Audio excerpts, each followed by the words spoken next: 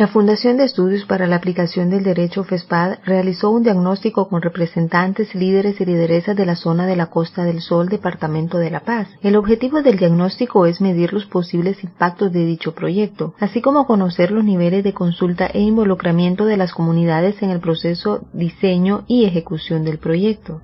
Para realizar este diagnóstico se entrevistaron a líderes y lideresas de las comunidades de Los Blancos, Bordochele, Conchalito, Brisas de Jaltepec, Nuevo Amanecer, Cuatro Vientos, La Puntilla, Samaritano 2, El Mozote, Jaltepeque, Victoria 2000 y La Conquista.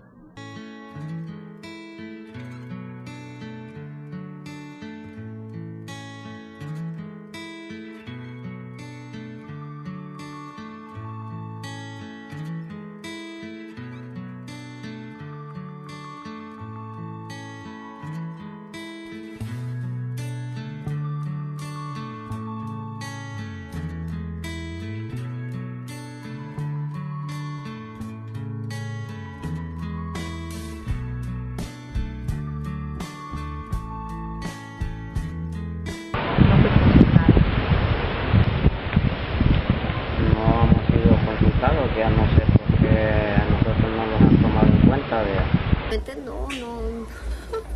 No les sabría. No, en ningún momento fuimos consultadas ni invitadas a ninguna reunión para hacernos saber de lo que se trataba del convenio. No, señorita, no fui consultada.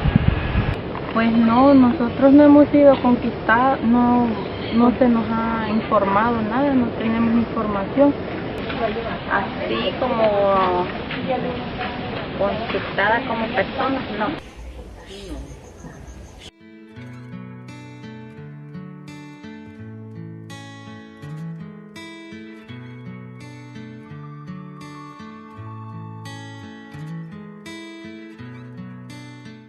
No tengo la idea, señorita, de que nos afecte ni que nos va a beneficiar, ¿verdad? Como al no ser consultado, dudo lo que es el Comilenio, no tengo la seguridad en qué va a venir a resultar esto. Sí, lo que traen planeado que va a ayudar aquí, lo que es el Boulevard Costa del Sol, sería para ponerle más trabajo a las personas de las comunidades residentes de la Costa del Sol. Sí nos va a ayudar, pero si ellos van a hacer trabajo como hoteles, que dicen que traen planeado hacer una cadena de hoteles, y traen a otra gente empleadora de San Salvador, de que uno tal vez desea un trabajo y no le dan porque ya traen a sus trabajadores, sí nos perjudicaría. En alguna parte se va a beneficiar porque habla del turismo. Pues como no tenemos mayor información con respecto al proyecto Comilenio, no sabemos si eso nos va a afectar o en realidad nos va a beneficiar, ¿verdad? No sabemos porque no tenemos ninguna información. Como se oye decir, usted sabe de que a uno como nunca lo han tomado en cuenta, ¿no? Como comunidad, nunca lo involucran. Digamos de que a veces uno reacciona de que sí, a veces reacciona que no, porque no tiene un diagnóstico concreto uno como comunidad en qué los afecta y en qué los beneficia. El Fomilenio para mí tiene dos caras, una negativa y una positiva. Si vemos primeramente lo negativo,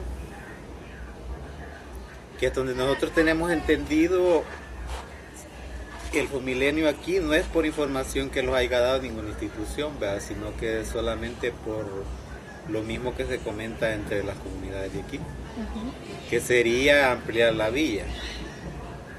Y ahí sí afectaría bastante a las comunidades porque hasta donde tenemos entendido, la ampliación de la vía sería solo para una zona, que es donde habita la mayoría de gente pobre. Entonces para nosotros como comunidad que vivimos a orilla de calle, ese fuera nuestro peor que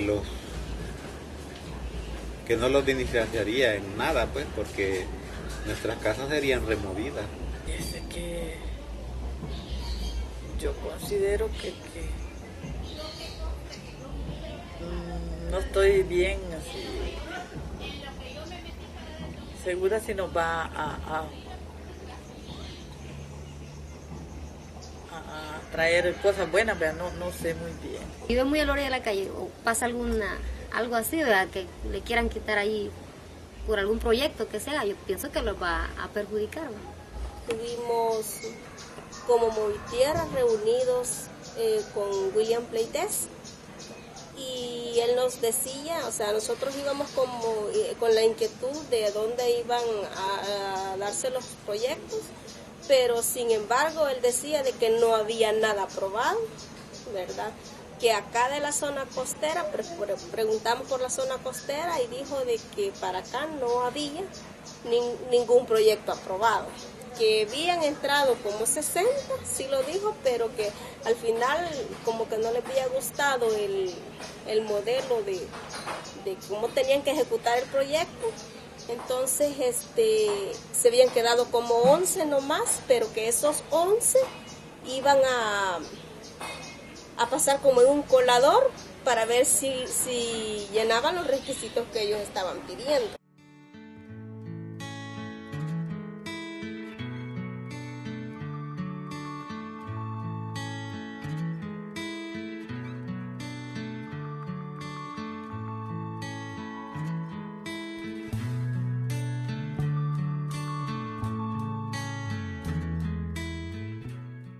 Para mí, ambiental, sí, habría un gran impacto, dependiendo de qué se realizara aquí en la zona costera.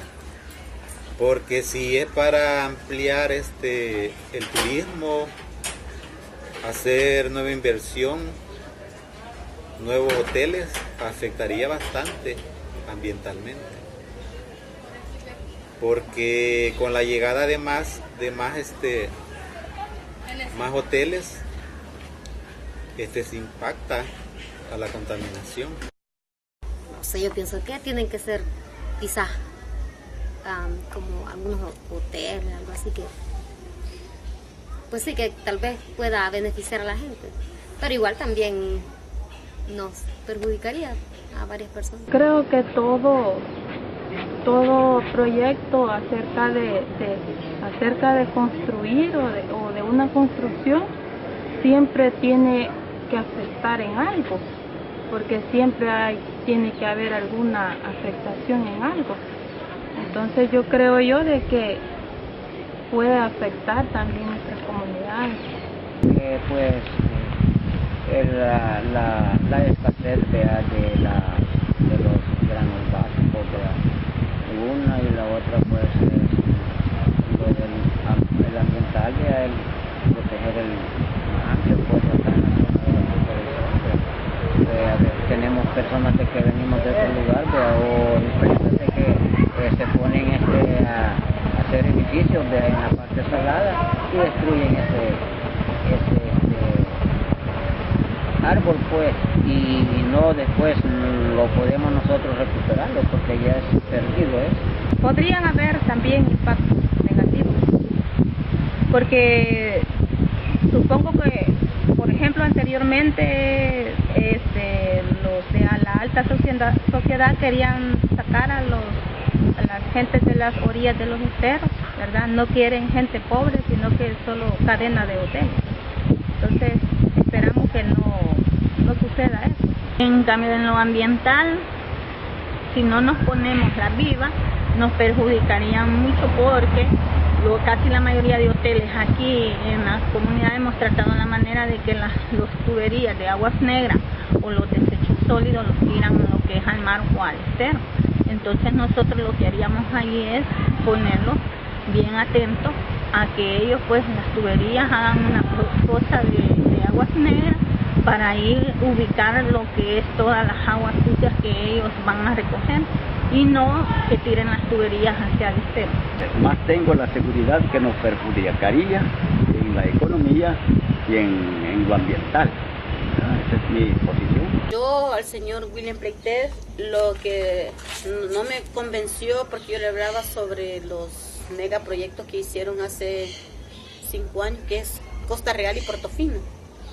Que allí cuando vinieron a hacer esos proyectos, nuestra gente la sacaron y no les dieron reubicación en otro lado. Y hablando con él, dice de que si Fomilenio 2 viene y me afectan a mí, en mi vivienda me van a reubicar. Pero la verdad es de que él dice que el Fomilenio viene para ayudarle a nuestra gente. Pero yo no veo cómo, porque si ya ayer le dieron banderillazo de salida y ya hay amenazas de desalojo, no es ayuda. O sea, es una amenaza, pues, no es una ayuda, es la verdad. Ellos tendrían que venir y acercarse a nosotros e informar los proyectos que traen y hacer saber a la gente la afectación que nos van a hacer. Pero de la noche a la mañana vienen y ya con todo decreto en mano a aplicarlo, eso no es ayuda. Eso es lo que tenían que hacer, un sondeo, informándole a la gente con tiempo de anticipación, no de la noche a la mañana caerles con se me va porque aquí va a pasar este hotel o aquí vamos a construir porque es de don fulano. Y ellos no han hecho eso. En los folletos que yo ando, allí dicen que han recogido información de la gente que vive aquí. Yo que salgo todos los días y ando de meque por todos lados, yo no me doy cuenta de eso, que me hayan preguntado que si yo lo quería o no lo quería. Ni para bien ni para mal me han buscado a una entrevista.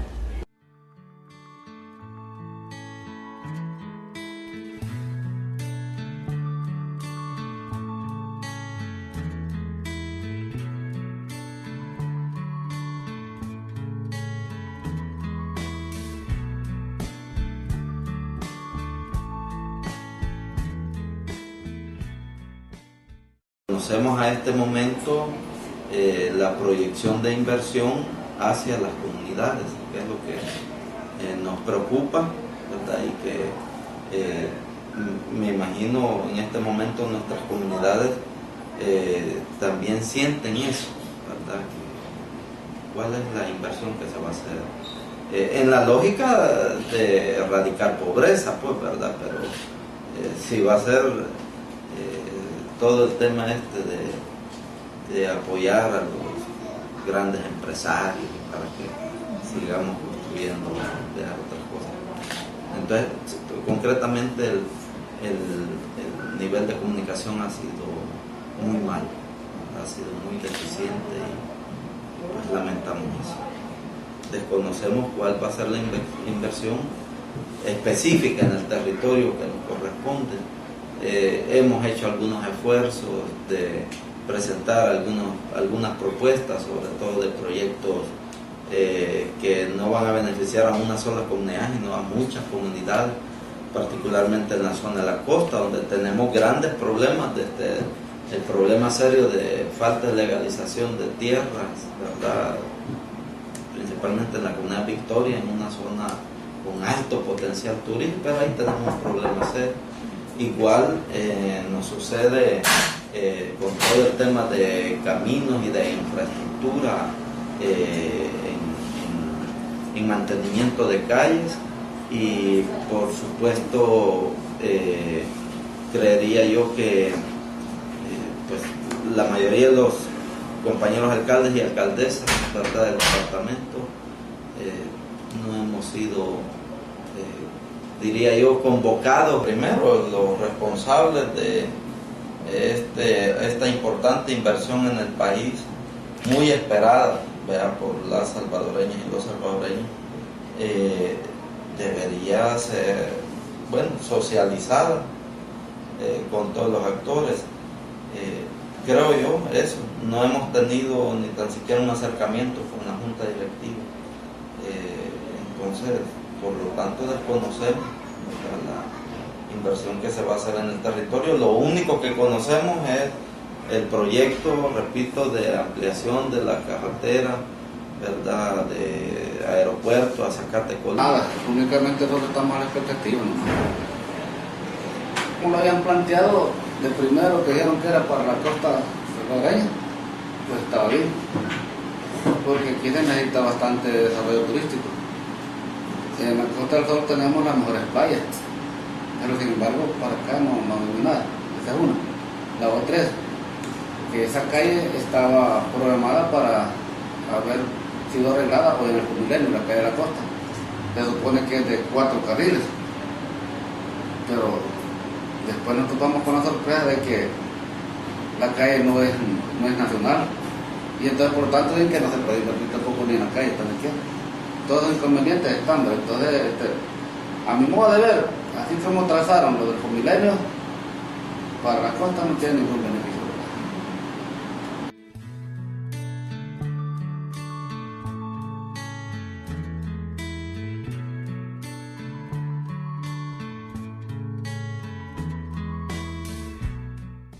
El gobierno determinó entonces que quería que este proyecto, que tiene un valor total de 365.2 millones 288 que pone, no, 277 que pone MSC y 88.2 que pone el gobierno de El Salvador, fueran distribuidos básicamente pues alrededor, o sea, para implementar 3 proyectos básicos. El de infraestructura logística, que en este caso yo diría que el principal diseñador de esta intervención, el liderazgo lo tuvo el Ministerio de Obras Públicas, ¿verdad?, junto con el Ministerio de Hacienda, y la idea pues es que fuera parte de una estrategia de movilidad y de la política, se le llamaba de la política de movilidad y logística elaborada por el Ministerio de Obras Públicas. Y se dijo, bueno, nosotros tenemos algún dinero asegurado para ampliar a 4 carriles la carretera del litoral, pero nos hace falta, por ejemplo, para el tramo entre Zacatecoluca y el aeropuerto internacional. Entonces, esa es una de las 2 actividades del proyecto de infraestructura logística. El segundo es el de el mejoramiento también del tramo de carretera que está entre básicamente Santa Rosa de Lima, pero particularmente un puente que se le llama ahí de Agua Salada y el puesto fronterizo de La Matillo, y además una reconstrucción, ¿verdad?, de las instalaciones del puesto fronterizo. Yo diría que probablemente lo que genera un poquito más de preocupación está relacionado principalmente al Fondo de Apuestas por Inversiones y a los asocios público-privados, que son 2 subactividades para, en este caso se dice, promover los asocios público-privados.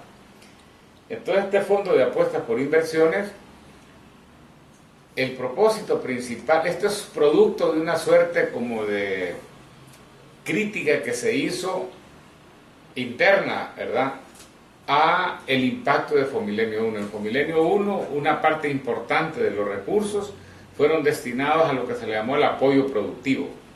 Apoyo, por ejemplo, a muchos empresas y proyectos de diferente tamaño, ¿verdad? Algunos de los cuales fueron exitosos, pero muchos no tuvieron sostenibilidad en el tiempo, ¿verdad? Fondo de Apuestas por Inversiones, que este fondo, a diferencia de lo que fue el programa de apoyo productivo de Fomilenio 1, no provee bienes privados, no provee apoyos privados, sino que lo que proporciona son bienes y servicios públicos que se consideran indispensables para poder, en este caso, llamémosle, apalancar proyectos de inversión privada. Entonces, y se ha desarrollado todo un manual, ¿verdad?, donde se evalúa el impacto que tiene tanto el proyecto público como el proyecto privado en términos de tasa interna de retorno económico, que lo que quiere decir son los beneficios sociales ocasionados por los 2 proyectos, ¿verdad?, que se establece una tasa mínima que tienen que alcanzar, ¿verdad?, que en este caso es 12.5, que es una tasa relativamente alta. El segundo es la multiplicación de inversión privada que está detrás de la inversión pública que se proporcionaría a través de Fomilenio. El tercero es el impacto en la generación de empleo, ¿verdad?, de trabajo formal, ¿verdad? El cuarto es la solidez técnica y financiera del proyecto. El quinto es el impacto ambiental y el sexto es el impacto en las relaciones de género. Entonces hay toda una matriz que ha sido elaborada conjuntamente pues, por los equipos técnicos de MSC y de Fomilenio, y después aprobada por la Junta Directiva, que es al que se someterían todos los proyectos una vez quieran participar de la posibilidad, llamémosle así, de que se utilicen fondos o recursos de este fondo para proyectos orientados a apuntalar inversión.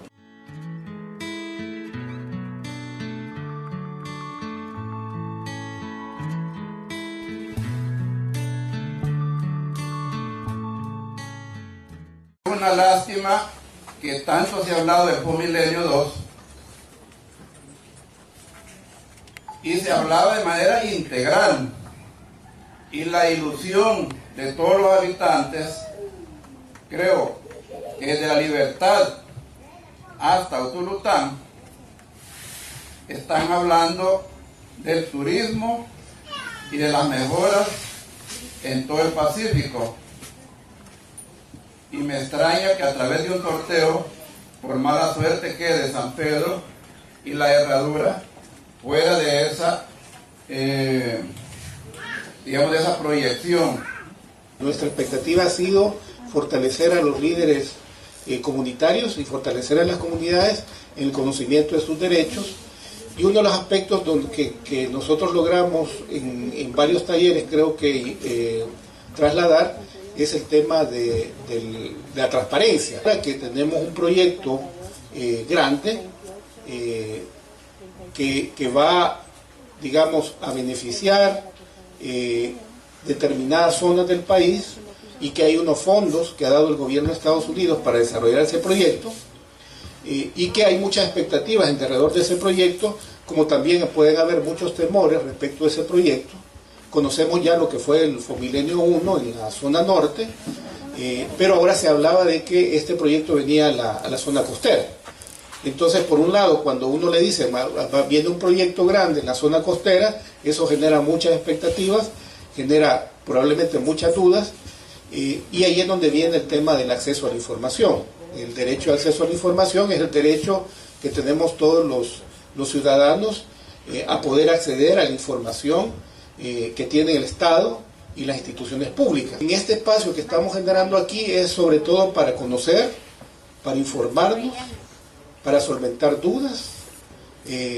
Yo creo que, y es un espacio también para la administración de Fomilenio 2, de compartir la información, de establecer límites. Ustedes saben que no hay nada que tenga más límites que el dinero, ¿verdad? O sea, cuando hay fondos limitados, los fondos de un proyecto tienen un límite. Y entonces ahí la pregunta es cómo se van a utilizar esos fondos y en qué proyectos, a quiénes van a beneficiar, cuáles son sus objetivos, cómo de alguna manera que estamos en estas comunidades podemos beneficiarnos, qué tenemos que hacer o qué cosas son las que tenemos que ver que no nos vayan a correr riesgo. En este sentido es que hablemos, que veamos cuáles son esos proyectos de inversión que hay, cuál es el esfuerzo que puede poner la alcaldía, y que ahí veamos cuáles son los recursos que puede poner Fomilenio. Vale.